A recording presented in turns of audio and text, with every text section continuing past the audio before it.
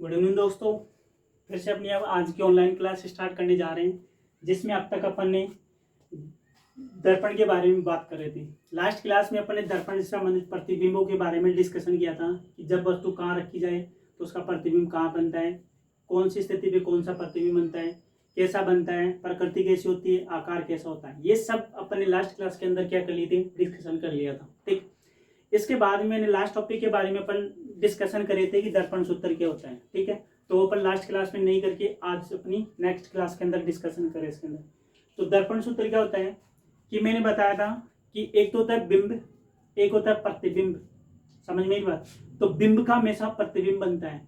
ठीक है, तो फोकस दूरी, वस्तु की दूरी और प्रतिबिंब की दूरी के बीच में जो संबंध बताया जाता है, जो रिलेशन बताया जाता है, वो सूत्र ही कौन सा कहलाता है? दर्पण सूत्र कहलाता है अपना। ठीक है, तो यू वी और एफ में संबंध बताने वाला जो सूत्र होता है वो दर्पण सूत्र कहलाता है अपना। ठीक है, इसके अंदर क्या होता है कि अपने पास एक अवतल दर्पण है, ये वाला। कौन सा दर्पण है? अवतल दर्पण। ठीक है, इस अवतल दर्पण के ये द्वारक है एम और एम डेश। ये इसकी मुख्य अक्ष हो गई जिसकी डायरेक्शन है ये वाली। ये इसका ध्रुव हो गया पी। आदि बात सुन। तो अपन क्या करते हैं कि अनंत और सी के मध्य, अनंत और सी के मध्य कोई वस्तु रखते हैं। तो इस अनंत और सी के मध्य रखी गई वस्तु से दो प्रकाश किरणें निकलेगी। तो एक तो मुख्य अक्ष के समांतर रहेगी और एक प्रकाश किरण कहां से जाएगी? इसके सी से चली जाएगी, सी पॉइंट से, वक्रता केंद्र से चली जाएगी। ठीक है, तो ये जो प्रकाश किरण है वो इस मार्ग से आई और इस मार्ग से क्या होगी? इस दर्पण के द्वारा से टकराकर या इस पॉइंट से टकराकर वापस से परावर्तित हो जाएगी। ठीक है, और ये जो प्रकाश किरण है वो अपने को पता है कि मुख्य अक्ष के समांतर आने वाली प्रकाश किरण बिना विचलित हुई या इस दर्पण के द्वारा से टकराकर कहां से चली जाती है? इसके फोकस बिंदु कैपिटल एफ से चली जाती है। ठीक, तो इसका जो प्रतिबिंब बनेगा वो कहां बनेगा? यहां पे बनेगा, ये ए डैश और ये बी डैश। आगे दोस्तों समझ में? तो ये ए और ये बी एक वस्तु थी, उसका प्रतिबिंब ए डैश बी डैश। अपने को पता है कि जब वस्तु अनंत पे रखी जाती है, अनंत और सी के मध्य रखी जाती है, तो उस वस्तु का प्रतिबिंब सदैव सी और एफ के मध्य बनता है। कैसा बनता है? वस्तु से छोटा बनता है। और कैसा बनेगा? वास्तविक होगा और उल्टा बनेगा सदैव वस्तु से। समझ में ही बात यहाँ पे? तो ये इसका डायग्राम है। तो अपन ने सबसे पहले ए बी एक वस्तु ली, उस वस्तु से दो प्रकाश किरणें निकली, एक तो मुख्य अक्ष के समांतर चली गई और एक प्रकाश किरण इसके वक्रता केंद्र से गुजर गई। तो मुख्य अक्ष के समांतर आने वाली प्रकाश किरण सदैव दर्पण के द्वारक से टकराकर कहां से जाती है? फोकस बिंदु से चली जाती है। और वक्रता केंद्र से गुजरने वाली जो प्रकाश किरण है वो बिना विचलित हुए जिस मार्ग से आती है उसी मार्ग से क्या होती है? वापस लौट जाती है। तो इसके लिए अपने को क्या करना है? दर्पण सूत्र निकालना है। ये पॉइंट मान लेते हैं कि ओ है अपना। कौन सा है? ओ। ठीक है, चलो स्टार्ट करते हैं। इसके अंदर देखो त्रिभुज है बी ए सी, त्रिभुज बी ए सी तथा एक दूसरा त्रिभुज है सी ए डैश बी डैश, सी ए डैश बी डैश में। समझ में? सी ए डैश बी डैश में। तो ध्यान देना है ऐसे। देखो ये जो एंगल है ये वाला बी ए सी बराबर होगा सी ए डैश बी डैश के। क्यों? क्योंकि ये समकोण दोनों कैसे हैं? समकोण है। सेकंड हो जाएगा कि बी सी ए वो बराबर हो जाएगा ए डैश सी बी डैश के, ए डैश सी बी डैश के। क्यों?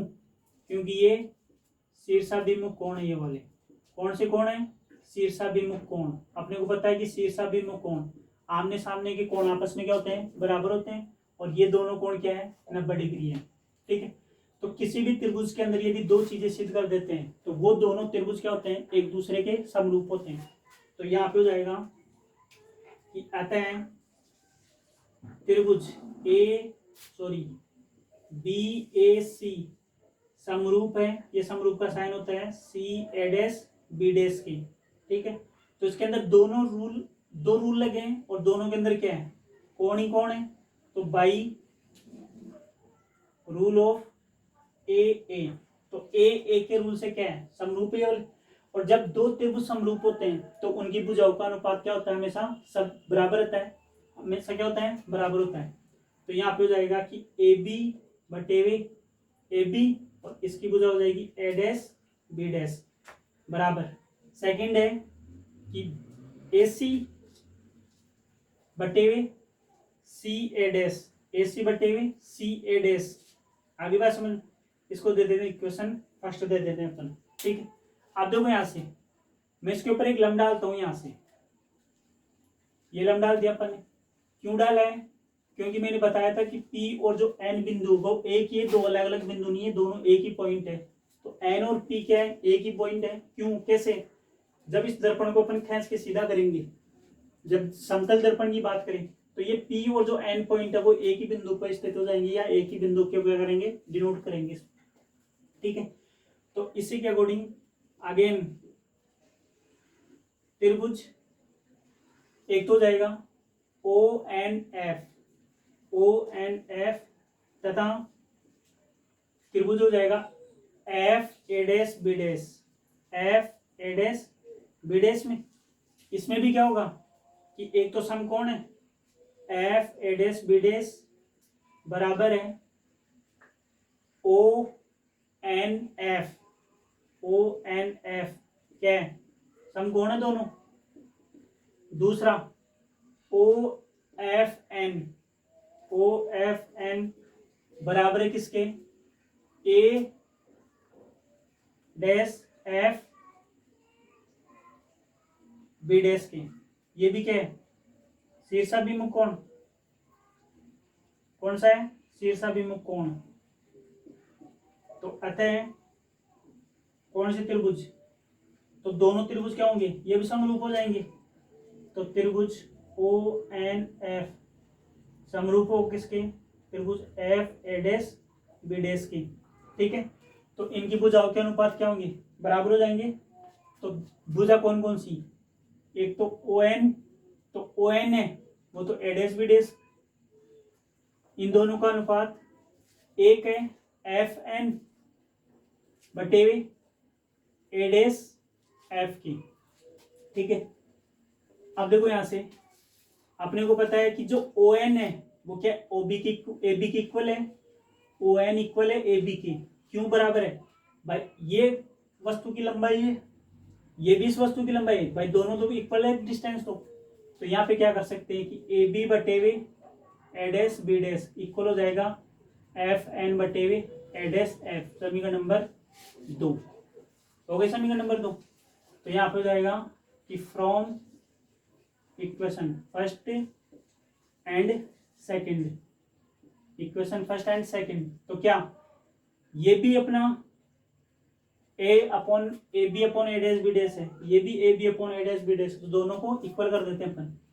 तो यहाँ पे हो जाएगा कि ए सी बटेवे ए सी ए डैश इक्वल हो जाएगा एफ एन बटेवे ए डैश एफ, ठीक है। अब ध्यान देना है यहाँ से ए सी, ए और सी ये जो डिस्टेंस है वो नहीं जानते अपन कौन से डिस्टेंस है, जबकि ए से पी के बीच की डिस्टेंस तो जानते हैं, क्योंकि ये क्या है, वस्तु है और बिंब की दूरी मैंने बताया था कि v होती है, कितनी होती है v।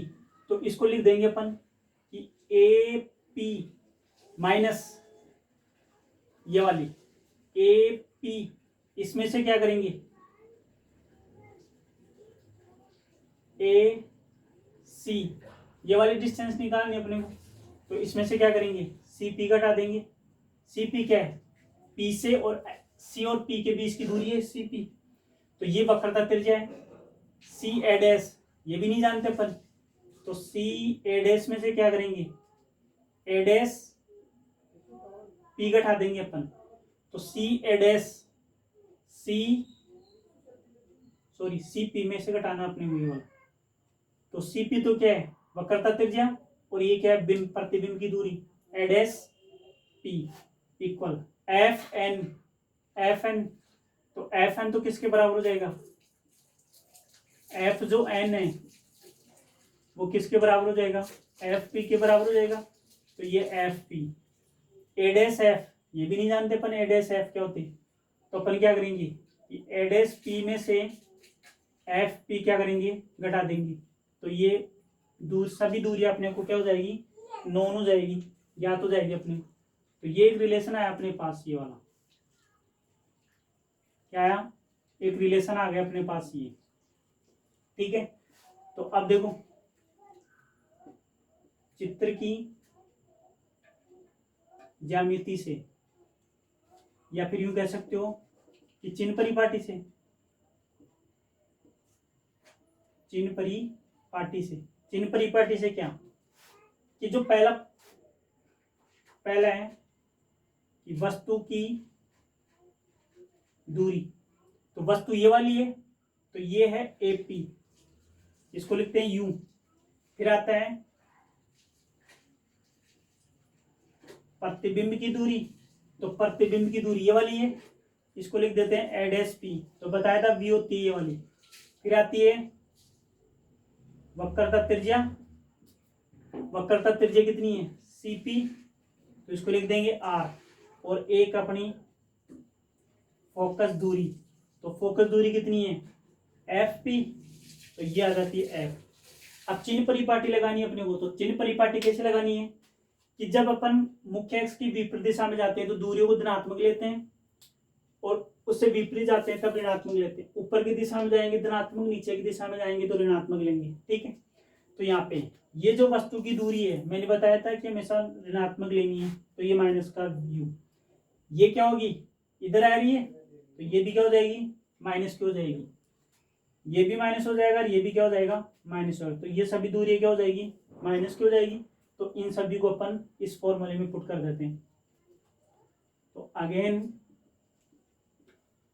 फ्रॉम इक्वेशन 3, तो AP माइनस का U, CP माइनस का R, ठीक है, यहाँ तक कितना है, माइनस का R, अपॉन CP वही माइनस R, और A dash P, A dash P का है ये रहा, ये माइनस का V, ठीक है, इक्वल FP माइनस F, और A डैश P, ये रहा A डैश P माइनस का V, और यहाँ पे FP, तो ये FP किसके बराबर है, माइनस F के बराबर है ये वाला, ठीक है। तो देखो माइनस का U, माइनस का U, और ये कितना हो जाएगा, प्लस का R, अपॉन माइनस का R, और ये प्लस का V, equal to minus F upon minus V, और ये किसका हो जाएगा, प्लस का F हो जाएगा यहाँ तक, ठीक है।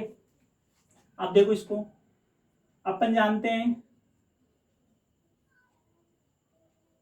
क्या, कि जो R होता है वो 2F की इक्वल होता है, R होता है वो 2F की इक्वल होता है, तो जहां पे R दिख रहा है उसकी जगह 2F पुट कर दो, तो माइनस का U प्लस का 2F अपॉन माइनस का 2F प्लस का V, इक्वल टू माइनस का F, और ये माइनस का V प्लस का F, इसको क्या करो, क्रॉस मल्टीप्लाई कर दो दोनों को, इसको तो इससे, इसको इससे, तो माइनस का U प्लस का 2F, इसको मल्टीप्लाई करना है माइनस के V प्लस के F से, ये माइनस का F, और ये माइनस का 2F प्लस V, ठीक है, मल्टीप्लाई करो, माइनस को U को माइनस के V से मल्टीप्लाई करोगे तो ये हो जाएगा UV प्लस का, इसको इससे गुणा करोगे माइनस का UF, ये हो जाएगा माइनस का 2VF, ये माइनस का, देखो भाई यहाँ पे V माइनस का F, ये तो इधर आ गया, ये वाला इधर आ गया, तो ये माइनस का, यहाँ पे गलत हो गया ना, यहाँ पे इसको इससे मल्टीप्लाई किया ये वाला, इसको इससे किया UF आ गया, इसको इससे ये किया, और इसको करेंगे तब आएगा 2F स्क्वायर, इक्वल टू ये हो जाएगा 2F स्क्वायर, और ये माइनस का FV, देखो ये तो कैंसिल आउट हो गया इससे क्योंकि दोनों सेम है, तो UV बच गया, UF बच गया, और ये 2VF बराबर FV, तो उसको उधर ले जाओ, सॉरी ये माइनस का है ना, तो इसको उधर ले जाऊं तो यू वी माइनस का यू एफ बराबर हो जाएगा 2vf माइनस का एफ वी। दो तो ये है और एक ये वाला, तो एक बच जाएगा यहाँ से, तो कितना हो जाएगा कि यू वी माइनस का यू एफ बराबर वी एफ। ठीक है, तो ये इक्वेशन हो गई अपनी फोर्थ। तो समीकरण 4 में यू वी एफ का क्या करते हैं, भाग दे देते हैं। यू वी एफ का भाग देंगे तो ये U V upon U V F, U F upon U V F बराबर वी एफ, ये और ये यू वी एफ। तो देखो यहाँ से ये यू वी से यू वी कैंसिल हो जाएगा, बच जाएगा कितना 1/f माइनस यू से यू कट गया, एफ से गया 1/v, वी से वी गया और एफ से गया 1/u। जो प्लस का है ना, जो माइनस का है इधर उसको प्लस का बना दो, तो ये हो जाएगा 1/v, इधर जाएगा प्लस का और ये प्लस का 1/u इक्वल टू 1/f। तो ये क्या निकल गया, एक रिलेशन निकल गया किस किस के बीच में, यू वी एफ के बीच में एक संबंध निकल गया। समझ में बात। तो इसको बोलते हैं दर्पण सूत्र। यही दर्पण सूत्र कहलाता है। क्या कहलाता है, यही अपना एक दर्पण सूत्र है जो कि एग्जाम के बारे में बहुत बार पूछते हैं इसके बारे में। ठीक है, तो अब जो इसका आगे का टॉपिक है वो इसी से रिलेटेड है। किससे रिलेटेड है, यूवी एफ से ही रिलेटेड है। समझ में आया तक। तो ये क्या है, दर्पण सूत्र है। क्यों, तो इसके एग्जाम्पल और ये जो डेरिवेशन है वो पूछ लेता है कभी कभी बार एग्जाम के अंदर। ठीक है, तो इससे जो रिलेटेड है, रिलेटेड जो नेक्स्ट क्वेश्चन है वो इसकी है आवर्धन क्षमता, कि लेंस की दर्पण की आवर्धन क्षमता क्या होती है। समझ में ही बात। तो नेक्स्ट टॉपिक है दर्पण की आवर्धन क्षमता। छोटा सा टॉपिक है,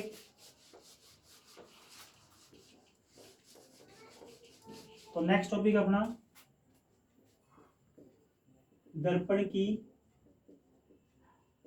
आवर्धन क्षमता।